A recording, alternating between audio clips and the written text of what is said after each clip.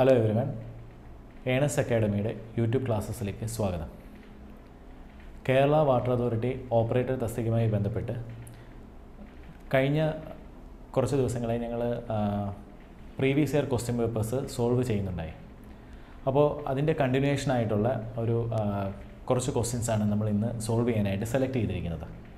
അപ്പോൾ ഇന്നത്തെ സെഷനിൽ പഴയ വർഷങ്ങളിൽ PSCയിൽ ചോദിച്ച വാട്ടർ അതോറിറ്റി ഓപ്പറേറ്ററുമായി ബന്ധപ്പെട്ട ക്വസ്റ്റ്യൻസാണ് ഡിസ്കസ് ചെയ്യുന്നത്. അതിൽ 10 ക്വസ്റ്റ്യൻസാണ് ഇന്ന് നമ്മൾ ഡിസ്കസ് ചെയ്യാനായിട്ട് എടുത്തിരിക്കുന്നത്.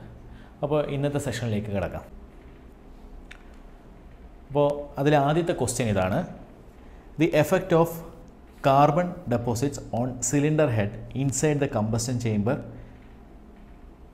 ഈസ്. അതായത് എൻജിൻ കമ്പസ്റ്റൻ ചേംബറിനകത്ത് കാർബൺ വന്ന് ഡെപ്പോസിറ്റ് ആയി കഴിഞ്ഞാൽ അത് എന്ത് എഫക്റ്റാണ് അല്ലെങ്കിൽ എന്ത് എഫക്റ്റാണ് ഉണ്ടാക്കുന്നത്, അല്ലെങ്കിൽ എന്ത് എഫക്റ്റാണ് ജനറേറ്റ് ചെയ്യുന്നത് എന്നുള്ളതാണ് ക്വസ്റ്റ്യൻ. അപ്പോൾ അതിൽ ഓപ്ഷൻസ് നമുക്ക് നോക്കാം. ഫസ്റ്റ് ഓപ്ഷൻ എന്ന് പറയുന്നത് increased delay period. Second option increased fuel economy. Third option reduced compression ratio and pre ignition. Final option increased compression ratio and pre ignition. അപ്പോൾ ഈ ഒരു ക്വസ്റ്റ്യനെ സംബന്ധിച്ചിടത്തോളം കുറച്ച് കൺഫ്യൂസിങ് ആയിട്ടുള്ളൊരു ക്വസ്റ്റ്യനാണ്. അപ്പോൾ അതിൽ നമുക്ക് കൺഫ്യൂഷൻ വരാൻ സാധ്യതയുള്ള 1-2 ഭാഗമെന്ന് പറയുന്നത്, ഒന്ന് ഫ്യൂവൽ എക്കണോമിയുമായി ബന്ധപ്പെട്ട് നമുക്ക് അതാണോ ഉത്തരമെന്ന് തോന്നാം. കൂടുതൽ നമുക്ക് കൺഫ്യൂസിംഗ് ആയിട്ട് തോന്നാൻ സാധ്യതയുള്ള 2 ഓപ്ഷൻ സിയും ഡിയുമാണ്. അതായത് reduced compression ratio and pre ignition, increased compression ratio and pre ignition. ഇതാണ് നമുക്ക് കൂടുതലായിട്ടും തോന്നാൻ, അതായത് കൺഫ്യൂഷൻ ആവാൻ സാധ്യതയുള്ള ഒരു 2 ഓപ്ഷൻസ് എന്ന് പറയുന്നത്. അപ്പോൾ ഇതിൽ ഏത് ഓപ്ഷനാണ് എന്ന് നമുക്കൊന്ന് പരിശോധിക്കാം. അപ്പോൾ കംപ്രഷൻ റേഷ്യോ കുറയുന്നു എന്നുള്ളതാണ് ഓപ്ഷൻ സിയിൽ പറയുന്നത്. ഓപ്ഷൻ ഡിയിൽ പറയുന്നത് കംപ്രഷൻ റേഷ്യോ കൂടുന്നു എന്നുള്ളതാണ്. അപ്പോൾ എന്തായിരിക്കാം അവിടെ സംഭവിക്കുന്നത്? കംപ്രഷൻ റേഷ്യോ കുറയുകയാണോ കംപ്രഷൻ റേഷ്യോ കൂടുകയാണോ ചെയ്യുന്നത് എന്നുള്ളതാണ് നമുക്ക് നോക്കേണ്ടത്.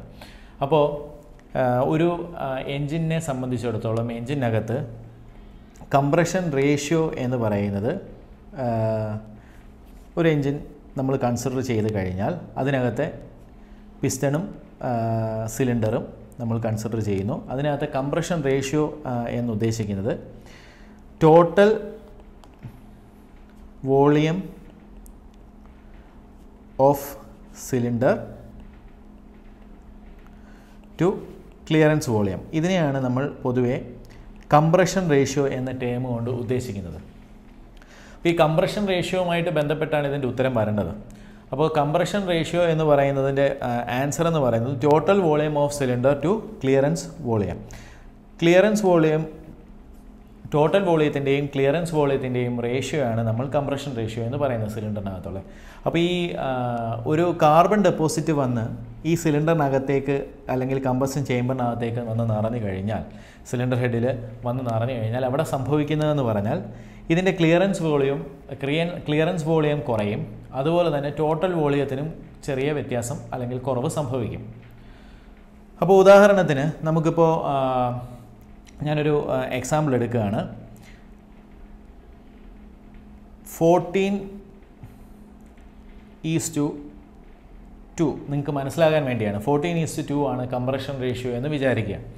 14:2 എന്ന് പറയുന്ന കംപ്രഷൻ റേഷ്യോ ആണ് ഈ എൻജിൻ എന്ന് വിചാരിക്കുക. അപ്പോൾ ഇതിൻ്റെ ആൻസർ വരേണ്ടത്, കംപ്രഷൻ റേഷ്യോ എന്ന് പറയുന്നത് 7:1 ആണ്. അതായത് 14 ടോട്ടൽ വോളിയവും 2 ക്ലിയറൻസ് വോളിയമാണ് എന്നുണ്ടെങ്കിൽ അതിൻ്റെ കംപ്രഷൻ റേഷ്യോ എന്ന് പറയുന്നത് ഇപ്പോൾ 7:1 ആയിരിക്കും വരുന്നത്. ഇനി നമ്മൾ ഇതിനകത്ത് കാർബൺ ഡെപ്പോസിറ്റ് വന്ന് അടിഞ്ഞിരിക്കുന്നത് ഒരു 1 അതായത് 1 എന്ന് പറയുന്ന ഫാക്ടർ, 1 എന്ന് പറയുന്ന വോളിയമാണ് കാർബൺ ഡെപ്പോസിറ്റ് വന്ന് അടഞ്ഞിരിക്കുന്നത് എന്ന് നമ്മൾ സങ്കല്പിക്കുക. ഇപ്പം ഉദാഹരണത്തിന് ഇതൊരു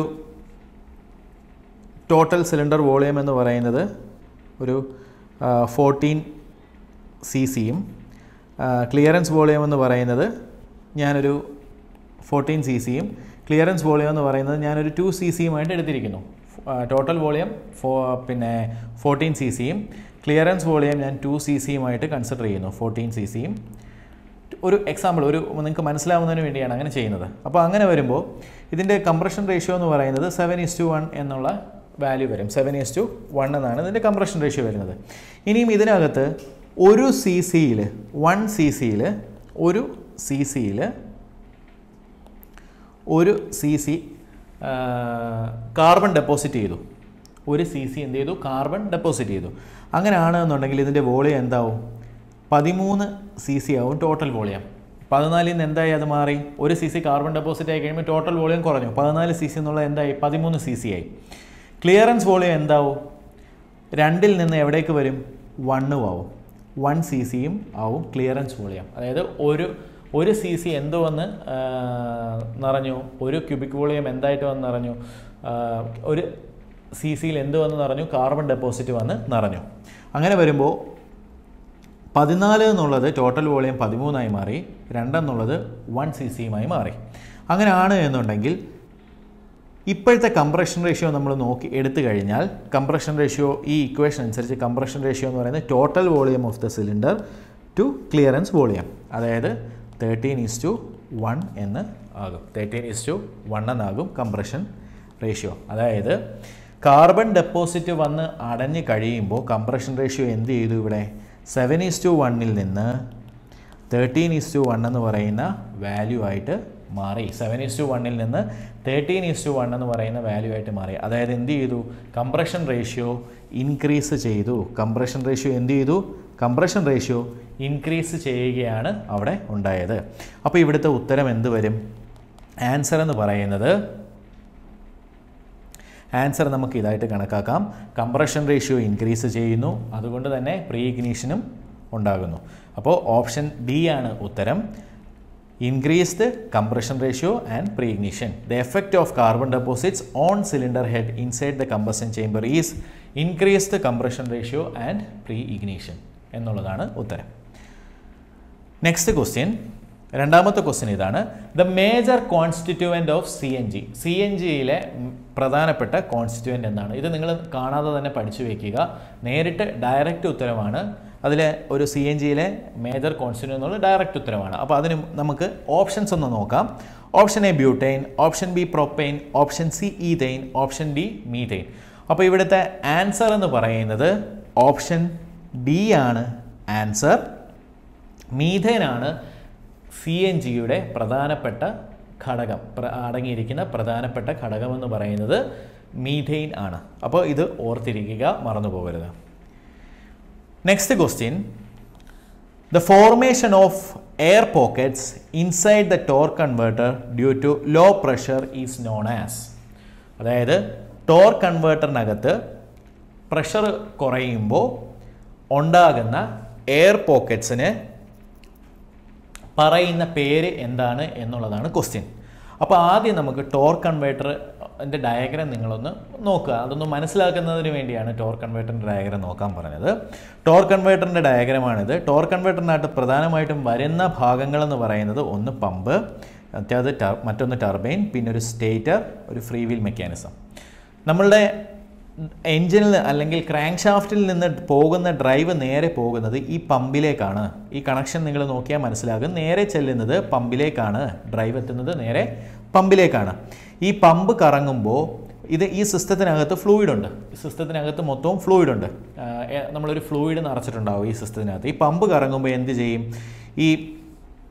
ഇവിടെ വന്നിരിക്കുന്ന ഫ്ലൂയിഡ് നേരെ ടർബൈനിലേക്ക് എത്തപ്പെടും.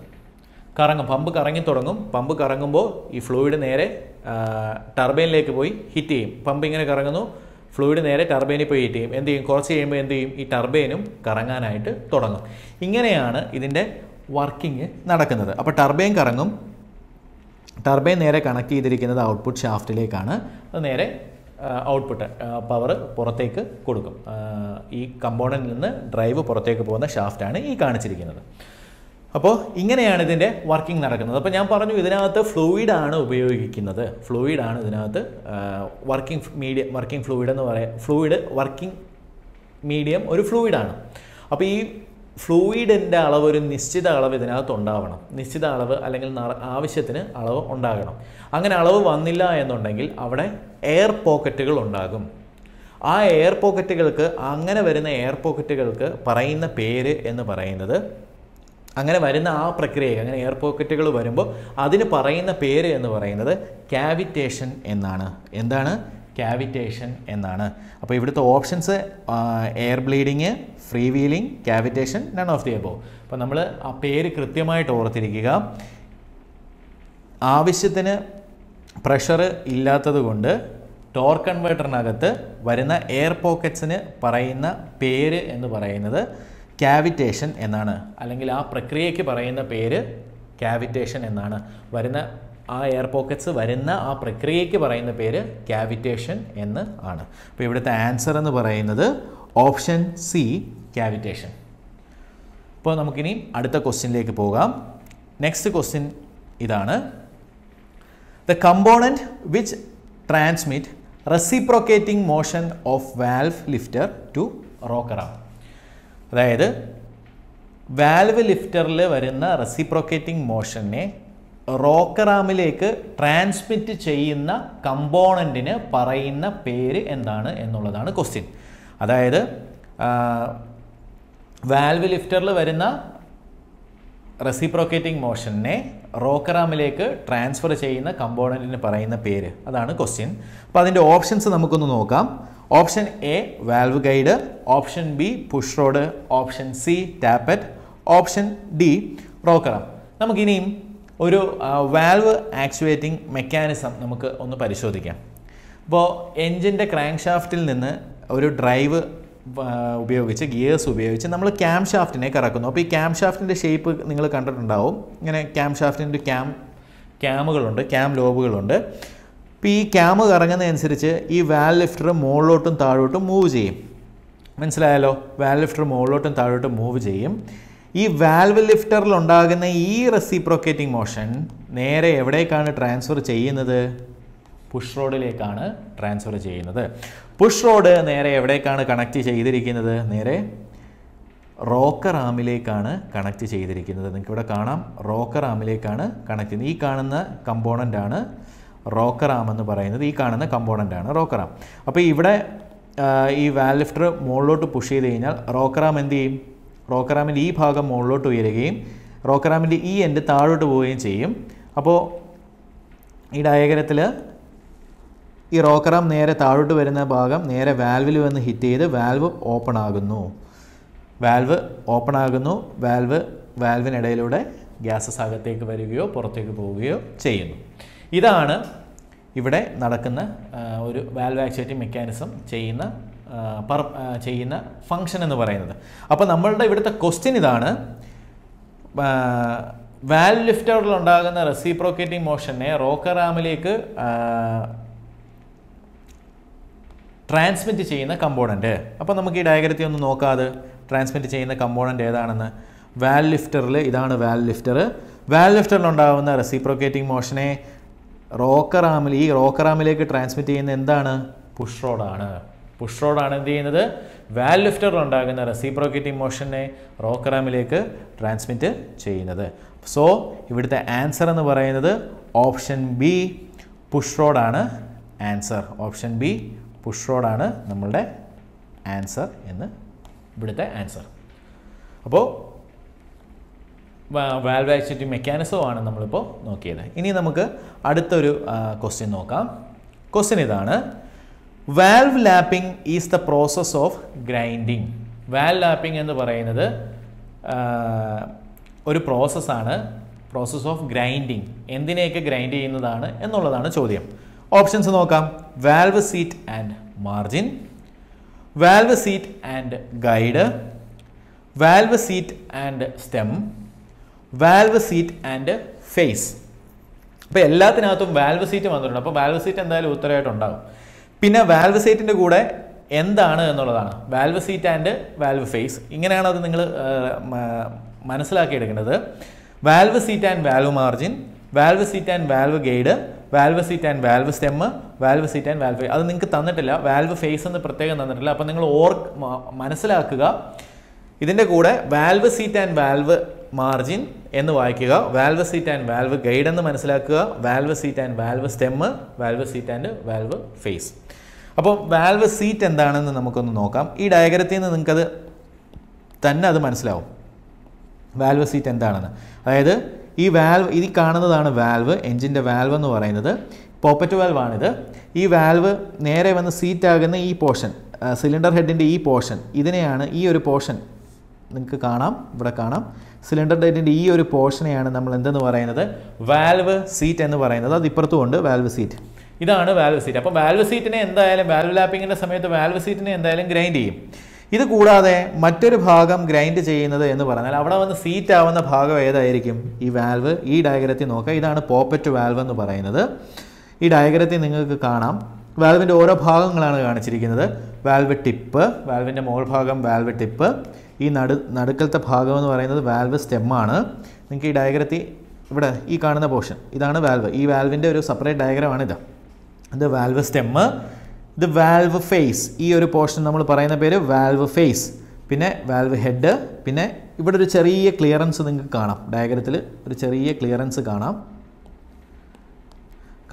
ഇവിടെ ഒരു ചെറിയ ക്ലിയറൻസ്, ഈ ഒരു ഭാഗം, ഇതിനെ നമ്മൾ പറയുന്ന പേരാണ് വാൽവ് മാർജിൻ എന്ന്. വാൽവ് മാർജിൻ എന്ന് ഇതിനെയാണ് വിളിക്കുന്നത്. അപ്പോൾ നമ്മൾ വാൽവ് സീറ്റ് എവിടെ പോയി ഫിറ്റ് ആവുന്നത്, വാൽവ് സീറ്റ് എവിടെ ഫിറ്റ് ആവുന്നതെന്ന് നോക്കിയേ, ഈ ഭാഗത്തായിരിക്കുമല്ലോ. നോക്കിയേ, ഈ ഡയഗ്രത്തിൽ നോക്കിയേ, വാൽവ് സീറ്റിലേക്ക് പോയി ഫിറ്റ് ആവുന്നത് ഏത് ഭാഗമാണെന്ന് നോക്കിയേ. വാൽവ് സീറ്റിലേക്ക് പോയി ഫിറ്റ് ആക്കപ്പെടുന്നത് ഈ ഭാഗമാണ്. ഈ ഭാഗത്തിന് നമ്മൾ പറയുന്ന പേരെന്താണ്, വാൽവ് ഫേസ് എന്നാണ് നമ്മളതിന് പറയുന്നത്, വാൽവ് ഫേസ്. അപ്പോൾ വാൽവ് ലാപ്പിംഗ് എന്ന് പറയുന്നത് എന്താണ്, valve lapping is the process of grinding valve seat and face. അപ്പോൾ ഇവിടുത്തെ ആൻസർ ഓപ്ഷൻ ഡി ആണ് ആൻസർ,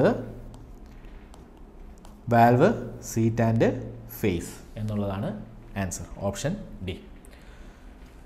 നെക്സ്റ്റ് ക്വസ്റ്റ്യൻ, ആറാമത്തെ ക്വസ്റ്റ്യൻ.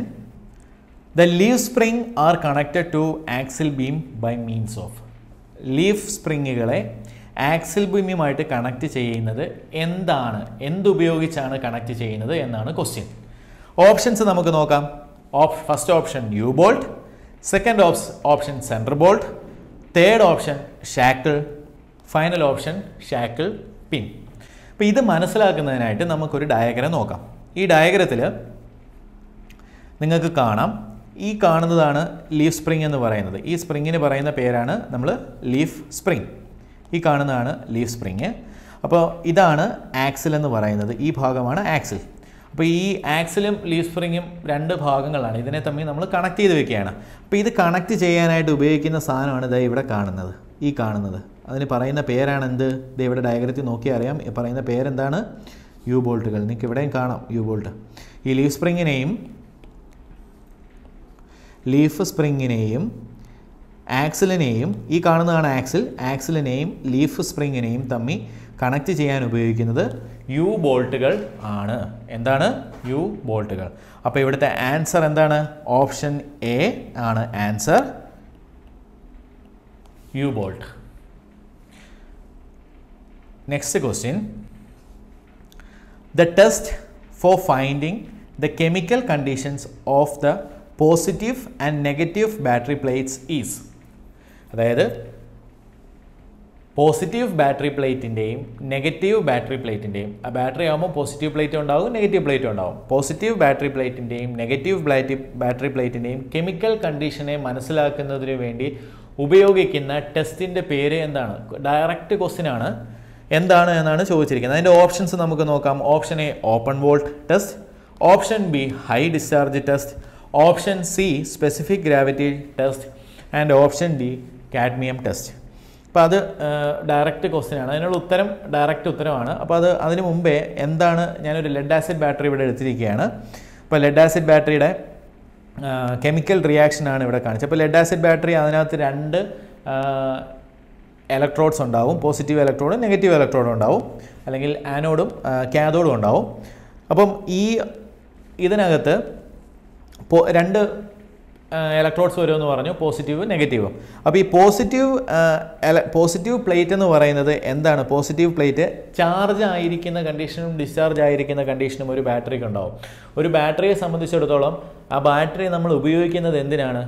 എനർജിയെ സ്റ്റോർ ചെയ്ത് വയ്ക്കാൻ, ഇലക്ട്രിക്കൽ എനർജിയെ കെമിക്കൽ എനർജിയായി സ്റ്റോർ ചെയ്ത് വെക്കുന്നതിനാണ് നമ്മൾ എന്ത് ഉപയോഗിക്കുന്നത്? ഒരു ബാറ്ററി ഉപയോഗിക്കുന്നത്. അപ്പോൾ ഈ ബാറ്ററിക്കകത്ത് നമ്മൾ കറണ്ട് കൊടുത്തു കഴിയുമ്പോൾ ആ കറണ്ടിനെ കെമിക്കൽ എനർജി ആയിട്ട് സ്റ്റോർ ചെയ്ത് വെക്കും. പിന്നീട് നമുക്ക് ആവശ്യമുള്ള സമയത്ത് എന്ത് ചെയ്യാൻ? ഈ എനർജി ഉപയോഗിക്കുന്നതിന് വേണ്ടി. അപ്പോൾ ചാർജ് ആയിരിക്കുന്ന സാഹചര്യത്തിൽ, സെല്ല് ചാർജ് ആയിരിക്കുന്ന സാഹചര്യത്തിൽ ആ ലെഡ് ആസിഡ് ബാറ്ററിയുടെ പോസിറ്റീവ് പ്ലേറ്റ് എന്ന് പറയുന്നത് ലെഡ് പെറോക്സൈഡ് ആയിരിക്കും, PbO2 അല്ലെങ്കിൽ മറ്റൊരു പേര് PbO2, ലെഡ് പെറോക്സൈഡ് അല്ലെങ്കിൽ PbO2. നെഗറ്റീവ് പ്ലേറ്റ് എന്ന് പറയുന്നത് സ്പോഞ്ചി ലെഡ് ആയിരിക്കും. ഇനിയും ഇലക്ട്രോലൈറ്റിൻ്റെ അവസ്ഥ എന്ന് പറയുന്നത് എന്തായിരിക്കും? H2SO4, electrolyte H2SO4, sulphuric acid ആയിരിക്കും ഇലക്ട്രോലൈറ്റ് ആയിട്ട് ഫുള്ളി ചാർജ് ആയിട്ടുള്ള ബാറ്ററിയിൽ ഉണ്ടായിരിക്കുന്നത്. ഇനി അത് ഡിസ്ചാർജായി, അതായത് അതിൽ നിന്ന് നമ്മൾ കറണ്ട് എടുത്ത് അത് ഉപയോഗിച്ചു, അത് ഡിസ്ചാർജ് ആയി കഴിഞ്ഞാൽ എന്താവും? അതിൻ്റെ രണ്ട് പ്ലേറ്റുകളും, പോസിറ്റീവ് പ്ലേറ്റും നെഗറ്റീവ് പ്ലേറ്റും എന്താവും? ലെഡ് സൾഫേറ്റ് ആയിട്ട് മാറും, അല്ലെങ്കിൽ PbSO4 ആയിട്ട് മാറുകയും ഇലക്ട്രോലൈറ്റ് എന്തായിട്ട് മാറും? H2O, വാട്ടറായിട്ട് മാറുകയും ചെയ്യും. അപ്പോൾ ഇതാണ് ഒരു ലെഡ് ആസിഡ് ബാറ്ററിയുടെ കമ്പോണൻസും അതിൻ്റെ റിയാക്ഷൻ എന്നും പറയുന്നത്. ഇനിയും ഈ ക്വസ്റ്റ്യൻ എന്ന് പറയുന്നത് ഇതിൻ്റെ കണ്ടീഷൻസ്, ഈ ബാറ്ററിയുടെ സെല്ലിൻ്റെ അല്ലെങ്കിൽ ബാറ്ററിയുടെ പ്ലേറ്റുകളുടെ കെമിക്കൽ കണ്ടീഷൻ മനസ്സിലാക്കാനായിട്ട് ഉപയോഗിക്കുന്ന ടെസ്റ്റിൻ്റെ പേരാണ് ക്വസ്റ്റ്യൻ. അപ്പോൾ അത് ഡയറക്റ്റ് ക്വസ്റ്റ്യൻ ആണ്. അതിനുള്ള ഉത്തരം എന്ന് പറയുന്നത് ഇതാണ്, cadmium test. Option D, cadmium ടെസ്റ്റാണ് ഇതിനു വേണ്ടി ഉപയോഗിക്കുന്നത്. കാഡ്മിയം ടെസ്റ്റ് ഉപയോഗിച്ചാണ് ബാറ്ററിയുടെ പോസിറ്റീവ് പ്ലേറ്റിൻ്റെയും നെഗറ്റീവ് പ്ലേറ്റിൻ്റെയും കെമിക്കൽ കണ്ടീഷൻ നമ്മൾ മനസ്സിലാക്കുന്നത്. അപ്പോൾ അടുത്ത ക്വസ്റ്റ്യനിലേക്ക് നമുക്ക് പോകാം. Next question, if the lock to lock steering wheel rotation is 4 turns and the front wheel movement is 60 degrees, what is the steering ratio എന്നുള്ളതാണ് ക്വസ്റ്റ്യൻ. അതായത് നമുക്കെല്ലാവർക്കും അറിയാം, വണ്ടിയുടെ സ്റ്റിയറിംഗ് ഉപയോഗിക്കുന്നത് നമ്മൾ വണ്ടി അങ്ങോട്ടും ഇങ്ങോട്ടും തിരിക്കുന്നതിന് വേണ്ടിയാണ്. അപ്പം സ്റ്റിയറിംഗ് നമുക്ക് തിരിച്ച് ഒരു സൈഡിലേക്ക് മാക്സിമം നമുക്ക് തിരിച്ചു വയ്ക്കാൻ പറ്റും. ഇപ്പോൾ ലെഫ്റ്റ് സൈഡിലേക്കാണ് തിരിക്കുന്നതെങ്കിൽ അത് മാക്സിമം തിരിക്കാൻ പറ്റുന്നൊരു പോയിൻ്റാണ്. അതിനപ്പുറത്തേക്ക് നമുക്ക് തിരിക്കാൻ പറ്റത്തില്ല സ്റ്റിയറിംഗ് വീലിനെ. അതുപോലെ തന്നെ വലതുവശത്തേക്ക് നമ്മൾ തിരിച്ച് മാക്സിമം തിരിച്ചു വയ്ക്കാൻ പറ്റുന്നൊരു പോയിൻ്റ് ഉണ്ട്, അതിനപ്പുറത്തേക്ക് അതിന് തിരിക്കാൻ പറ്റില്ല. ഇപ്പോൾ ക്വസ്റ്റ്യൻ ഇതാണ്, നമ്മൾ ഒരു സൈഡിൽ ലോക്കായിരിക്കുന്ന കണ്ടീഷനിൽ നിന്ന്, ഇപ്പോൾ ഇടത്തോട്ട് ലോക്കായിരിക്കുന്ന കണ്ടീഷനിൽ നിന്ന് വലത്തോട്ട് സ്റ്റിയറിംഗ് ലോക്കാവുന്ന കണ്ടീഷനിലേക്ക് എത്തുമ്പോൾ സ്റ്റിയറിംഗ് വീല് തിരിഞ്ഞിരിക്കുക 4 പ്രാവശ്യമാണ് എന്നാണ് പറഞ്ഞിരിക്കുന്നത്. അതുപോലെ തന്നെ ഫ്രണ്ട് വീലിൻ്റെ മൂവ്മെൻറ്റ്, ഫ്രണ്ട് വീല് ഇങ്ങനെ ഇരുന്ന ഫ്രണ്ട് വീല് തിരിഞ്ഞു വരുന്നത് 60 ഡിഗ്രിയുമാണ്. അങ്ങനെയാണ് എന്നുണ്ടെങ്കിൽ സ്റ്റിയറിംഗ് റേഷ്യോ എത്രയാണ് എന്നുള്ളതാണ് ക്വസ്റ്റ്യൻ. അപ്പോൾ ഇതിൻ്റെ ഉത്തരം എഴുതാനായിട്ട് വളരെ സിമ്പിളായിട്ടുള്ള ഒരു ഇക്വേഷനാണ് നമ്മൾ ഉപയോഗിക്കുന്നത്. വളരെ സിമ്പിളായിട്ടുള്ളൊരു ഇക്വേഷനാണ് ഉപയോഗിക്കുന്നത്. അപ്പോൾ അത് മനസ്സിലാക്കാനായിട്ട് ആദ്യം ഗിയർ റേഷ്യോ എന്താണെന്ന് മനസ്സിലാക്കുക. Gear ratio of a train is the ratio of angular speed of input gear to angular speed of output gear. അതായത് സ്റ്റിയറിംഗ് ഗിയർ ബോക്സിനകത്ത് നമ്മൾ സ്റ്റിയറിംഗ് വീല് തിരിക്കുമ്പോൾ 2 ഗിയറുകളായിരിക്കും എന്തായാലും ഉണ്ടായിരിക്കുന്നത്. അതിനകത്തൊരു ഇൻപുട്ട് ഗിയറും ഉണ്ടാവും, ഒരു ഔട്ട്പുട്ട്. ഇൻപുട്ട് എന്ന് പറയുന്നത് നമ്മളുടെ സ്റ്റിയറിംഗ് വീലിലിരിക്കുന്നത്, ഔട്ട്പുട്ട് എന്ന് പറയുന്നത് ഡ്രോപ്പ് ആമിലിരിക്കുന്നതും ആയിരിക്കും എന്ന് വിചാരിക്കുക. അപ്പോൾ അതിൻ്റെ റേഷ്യോ കണ്ടുപിടിക്കാൻ ഉപയോഗിക്കുന്നത് input rotation divided by output റൊട്ടേഷനാണ് റേഷ്യോ എന്ന് പറയുന്നത്. ഗിയർ റേഷ്യോ കണ്ടുപിടിക്കും. ഗിയർ റേഷ്യോ ആണ് നമ്മുടെ ചോദ്യം. Input rotation divided by output rotation, ഇതാണ് ജനറൽ ഇക്വേഷൻ. ഇനി സ്റ്റിയറിംഗ് ഗിയർ ബോക്സിലേക്ക് വരുമ്പോൾ കുറച്ചുകൂടെ എളുപ്പത്തിലുള്ളൊരു ഇക്വേഷൻ ഉണ്ട്. അതായത് മൊത്തത്തിലുള്ള സ്റ്റിയറിംഗ് വീലിൻ്റെ റൊട്ടേഷൻ എന്ന് പറയുന്നത് എത്ര ഡിഗ്രി ആയിരിക്കും? 360 ഡിഗ്രി ആയിരിക്കും. ഇപ്പോൾ നമ്മുടെ ഇതിനകത്ത് പറഞ്ഞിട്ടുണ്ട് 4 പ്രാവശ്യമാണ് അത് കറങ്ങുന്നതെന്ന് പറഞ്ഞിട്ടുണ്ട്. 4 times ആണ് അത് കറങ്ങുന്നതെന്ന് ക്വസ്റ്റിനി പറഞ്ഞിട്ടുണ്ട്. അപ്പോൾ എത്ര ഡിഗ്രി ടോട്ടൽ കറങ്ങിയെന്ന് മനസ്സിലാക്കണമെങ്കിൽ എന്ത് ചെയ്താൽ മതി? ഒരു കറക്കത്തിൽ 360 ഡിഗ്രി. അപ്പോൾ എന്താണ്, എത്ര ഡിഗ്രി മാറിയെന്ന് മനസ്സിലാക്കുക, എത്ര കറക്കം കറങ്ങി, എത്ര പ്രാവശ്യം റൊട്ടേറ്റ് ചെയ്തു എന്ന് മനസ്സിലാക്കണമെങ്കിൽ എന്ത് ചെയ്താൽ മതി? 360 into number of turns of steering wheel. 360 into ഒരു കറക്കത്തിൽ 360 ഡിഗ്രിയാണ്. അപ്പം മൊത്തത്തിലുള്ള കറക്കത്തിൽ മനസ്സിലാക്കണമെങ്കിൽ എത്ര കറക്കം ഇൻറ്റു 360 ഡിഗ്രി നമ്മൾ ആണ് ഇൻപുട്ട് റൊട്ടേഷൻ എന്ന് പറയുന്നത്. divided by number of degrees turned by drop arm or front wheel. അതായത് ഇൻപുട്ട് ബൈ ഔട്ട്പുട്ട് അല്ലേ. ഔട്ട്പുട്ട് എന്ന് പറയുന്നത് എന്താണ്? വീല് തിരിയുന്നതാണ് ഔട്ട്പുട്ട് എന്ന് പറയുന്നത്. വീൽ എത്ര പ്രാവശ്യം തിരിഞ്ഞു എന്നുള്ളതിൻ്റെ ഡിഗ്രിയും ആണ് ഔട്ട്പുട്ട് എന്ന് പറയുന്നത്. അപ്പോൾ ഇവിടുത്തെ കേസിൽ 4 പ്രാവശ്യമാണ് സ്റ്റിയറിംഗ് വീല് അങ്ങോട്ടും ഇങ്ങോട്ടും, അതായത് ലോക്ക് ടു ലോക്കിൽ 4 പ്രാവശ്യം കറങ്ങണം ലോക്ക് ടു ലോക്കിലേക്ക് എത്താൻ. അപ്പോൾ എത്ര ഡിഗ്രി എന്ന് പറഞ്ഞാൽ ടോട്ടൽ ഡിഗ്രി എത്ര ആയിരിക്കും? 360 × 4. 360 × 4 ആണ് ഇൻപുട്ട് റൊട്ടേഷൻ. അതിന് വീൽ എത്ര ഡിഗ്രിയാണ് ഔട്ട്പുട്ട് റൊട്ടേഷൻ? Number of degrees turned by wheel എത്രയാണ്? ക്വസ്റ്റ്യനകത്ത് പറഞ്ഞിരിക്കുന്ന 60 ഡിഗ്രിയാണ്. ഇതിൻ്റെ ആൻസർ എന്ന് പറയുന്നത് എത്രയാണ്? 24 ആണ്. 360 × 4, 360 × 4 ഡിവൈഡഡ് ബൈ 60. ഇതിൻ്റെ ആൻസർ എന്ന് പറയുന്നത് 24 ആണ്. ഓക്കെ, ഇത് നമ്മൾ ക്യാൻസൽ ചെയ്ത് കളയുമ്പോൾ 6 വരും. 6 × 4, 6 × 4 24. അപ്പോൾ ഇവിടുത്തെ റേഷ്യോ എന്ന് പറയുന്നത് എത്ര ആയിരിക്കും? 24:1 ആയിരിക്കും ഇവിടുത്തെ റേഷ്യോ. ആ ഉത്തരം ഉണ്ടോ നോക്കാം. ഉണ്ട്. ഓപ്ഷൻ സി ആണ് ആൻസർ, 24:1. അപ്പോൾ ഇങ്ങനെയാണ് നമ്മൾ ഗിയർ റേഷ്യോ കണ്ടുപിടിക്കുന്നത്. സ്റ്റിയറിംഗ് ഗിയർ ബോക്സിനകത്തെ ഗിയർ റേഷ്യോ കണ്ടുപിടിക്കാൻ ഉപയോഗിക്കുന്ന ഇക്വേഷനാണിത്. അതുപോലെ അത് കണ്ടുപിടിക്കുന്ന മെത്തേഡ് ഇങ്ങനെയാണ്. സോ നമുക്ക് അടുത്ത ക്വസ്റ്റ്യനിലേക്ക് കിടക്കാം. ഇവിടുത്തെ ആൻസർ ഓപ്ഷൻ സി ആണ്. ഓക്കെ, അടുത്ത ക്വസ്റ്റ്യനിലേക്ക് കിടക്കാം. The stub axle is connected to the front main axle by means of. Stub axle front main ആക്സിലുമായിട്ട് കണക്ട് ചെയ്തിരിക്കുന്നത് എന്തുപയോഗിച്ചാണ് എന്നുള്ളതാണ് question. Options: first option shackle pin, second option wrist pin, third option king pin and final option tie rod. അപ്പോൾ നമുക്ക് ഇതിന് മനസ്സിലാക്കാനായിട്ടൊരു diagram നോക്കാം. ഇതാണ് ഒരു ഫ്രണ്ട് ആക്സിൽ അസംബ്ലി. അതിനകത്ത് സ്റ്റിയറിംഗ് മെക്കാനിസമോടെ ഇൻക്ലൂഡഡ് ആയിട്ടുള്ള ഒരു ഫ്രണ്ട് ആക്സിൽ. അപ്പോൾ ഇതിനകത്ത് ഈ കാണുന്ന ഐ സെക്ഷൻ ബീമാണ് എന്തെന്ന് പറയുന്നത്? മെയിൻ ആക്സിൽ അല്ലെങ്കിൽ ആക്സിൽ ബീം എന്ന് പറയുന്നത്. മെയിൻ ആക്സിൽ അല്ലെങ്കിൽ ആക്സിൽ ബീം എന്ന് നമ്മൾ പറയുന്നത്. ഇനി ഇതിനകത്ത് സ്പ്രിങ് കണക്ട് ചെയ്യാനുള്ള ഭാഗമൊക്കെ ഉണ്ട്. അത് നമ്മുടെ ഇപ്പോഴത്തെ ഈ ക്വസ്റ്റിനുമായിട്ട് ബന്ധമില്ലാത്തതാണ്. ഈ കാണുന്ന ഭാഗമാണ് സ്റ്റബ് ആക്സിൽ എന്ന് പറയുന്നത്. ഈ കാണുന്ന പോർഷനെയാണ് നമ്മൾ എന്തെന്ന് പറയുന്നത്? സ്റ്റബ് ആക്സിൽ എന്ന് പറയുന്നത്. അപ്പോൾ ഈ മെയിൻ അല്ലെങ്കിൽ ആക്സിൽ ബീമിനെയും കിങ് പിൻ സ്റ്റബ് ആക്സിലിനെയും കൂടെ കണക്ട് ചെയ്യാനായിട്ട് നമ്മൾ ഇവിടെ ഉപയോഗിച്ചിരിക്കുന്നത്, ഈ ഡയഗ്രത്തിൽ കാണാം, കണക്ട് ചെയ്യാനായിട്ട് ഉപയോഗിച്ചിരിക്കുന്ന ഈ കമ്പോണൻറ്റിന് പറയുന്ന പേരാണ് കിങ് പിൻ. അതിനെ കിങ് പിൻ എന്ന് പറയാൻ കാര്യം അത് പിൻ ആണ്, അതൊരു പിൻ ഷേപ്പിലാണ് ഇരിക്കുന്നത്, സിലിണ്ടറിക്കൽ ഷേപ്പിലാണ് അതിരിക്കുന്നത്. അതുകൊണ്ടാണ് അതിന് പിൻ എന്ന് പറയുന്നത്. കിങ് പിൻ എന്ന് പറയാൻ കാര്യം അതൊരു വലിയ പിന്നാണ്. കാരണം ഒരുപാട് വാഹനത്തിൻ്റെ ഫുൾ വെയിറ്റും ഹോൾഡ് ചെയ്യേണ്ട ഒരു ഭാഗമാണത്. അപ്പോൾ അതുകൊണ്ട് വലിയൊരു പിന്നാണ്. അതുകൊണ്ടാണ് അതിനെ കിങ് പിൻ എന്ന് പറയുന്നത്. അപ്പോൾ ഇവിടുത്തെ ഉത്തരം എന്താണ്? ആൻസർ എന്ന് പറയുന്നത് ഓപ്ഷൻ സി ആണ് ആൻസർ. കിങ് പിൻ ആണ് ഉത്തരം. സോ ഇനി നമുക്ക് അവസാനത്തെ ക്വസ്റ്റ്യൻ നോക്കാം. അവസാനത്തെ ക്വസ്റ്റ്യൻ ഇതാണ്: wear on tyre is more on one side, wear on tyre is more on one side is due to. അതായത് ടയറിൻ്റെ ഒരു സൈഡിൽ കൂടുതൽ തേയ്മാനം വരുന്നത് എന്തുകൊണ്ടാണ് എന്നുള്ളതാണ് ക്വസ്റ്റ്യൻ. അതിനുള്ള options: incorrect camber angle, option B low tyre pressure, option C high tyre pressure, option D sudden acceleration. ഈ പറഞ്ഞ എല്ലാ കാരണങ്ങളും ടയർ വെയറിന് കാരണമായി തീരും. ഈ പറഞ്ഞ എല്ലാ പ്രശ്നങ്ങളും ടയർ വെയറിന് കാരണമാണ്. പെട്ടെന്ന് ടയർ തേഞ്ഞു പോകാൻ ഉള്ള റീസൺസ് ആണ്. പക്ഷേ ഈ സ്പെസിഫിക് റീസൺ അല്ലെങ്കിൽ ഈ സ്പെസിഫിക് ആയിട്ട് വരുന്ന ഈ ഒരു തരത്തിലുള്ള തേയ്മാനം ഉണ്ടാവാൻ ഈ പറഞ്ഞതിൽ ഏതാണ് കാരണമായി തീരുന്നതെന്ന് നോക്കാം.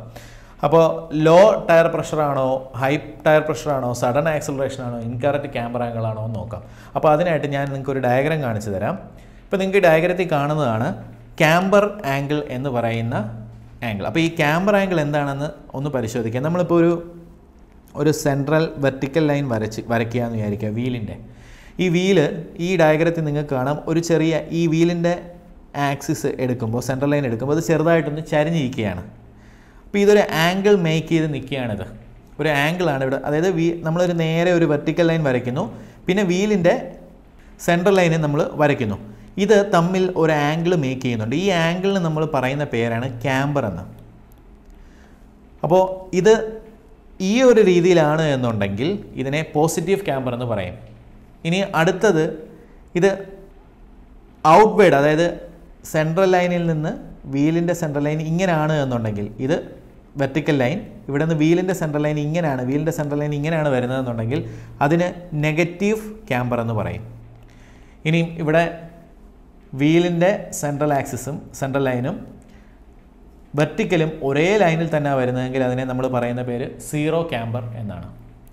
അപ്പോൾ ഇതിൽ ഈ ഒരു റീസൺ കൊണ്ട് നിങ്ങൾ ഈ ഡയഗ്രത്തിൽ നിങ്ങൾക്ക് ഇപ്പോൾ കാണാം, ഈ പറഞ്ഞൊരു റീസൺ ആണ് എന്ത് വരാൻ സാധ്യത, ഈ പറഞ്ഞൊരു റീസൺ കാരണമായിരിക്കും എന്ത് വരാൻ.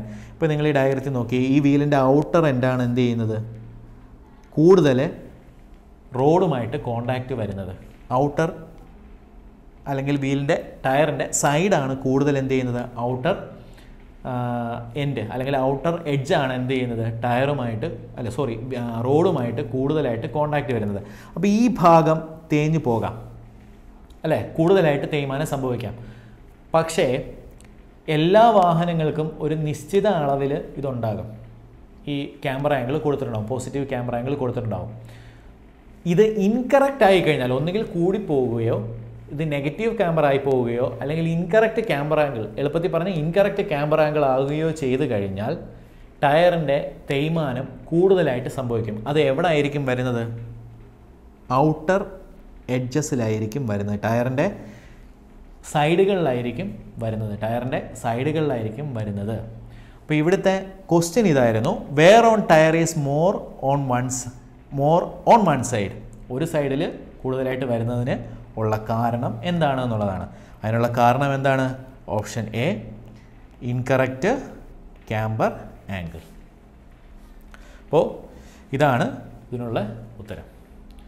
അപ്പോൾ നമ്മൾ ഇന്ന് 10 ക്വസ്റ്റ്യൻസാണ് നമ്മൾ പ്രീവിയസ് ഇയർ ക്വസ്റ്റ്യൻസാണ് നമ്മൾ ഡിസ്കസ് ചെയ്തത്. അപ്പോൾ ഈ ക്വസ്റ്റ്യൻസ്, ഈ ഒരു ക്വസ്റ്റ്യൻ ഡിസ്കഷൻ സെഷൻ നിങ്ങൾക്ക് ഹെൽപ്ഫുൾ ആയിരുന്നു എന്ന് വിശ്വസിക്കുന്നു. ഈ വീഡിയോ നിങ്ങൾക്ക് ഇഷ്ടപ്പെട്ടുവെങ്കിൽ ലൈക്ക് ചെയ്യുക. അതുപോലെ ഇതുപോലെ കൂടുതൽ വീഡിയോസ് നിങ്ങൾക്ക് ലഭിക്കുന്നതിന് വേണ്ടി ഈ ചാനൽ സബ്സ്ക്രൈബ് ചെയ്യുക. അപ്പോൾ നമുക്ക് ഇനിയും അടുത്ത സെഷൻസിൽ നമുക്ക് കാണാം. Thank you. See you again.